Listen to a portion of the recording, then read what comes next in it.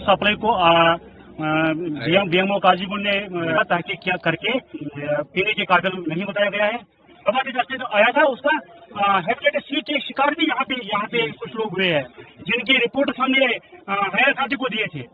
उसके बावजूद भी हमारे ऊपर ध्यान नहीं दिया गया है। आपके वसादत से मैं ये बात आला हुकाम तक पहुँचाना चाहता हूँ कि हमें पूरी तौर साफ शफा पानी दिया जाए ताकि हम मजबूर न हो कि हम नेशनल हाईवे को ब्लॉक करें। प्रॉब्लम है वाटर की, इसमें जो इनका वेल था उसमें आयरन निकला, वो पीने के काबिल नहीं है वो पानी।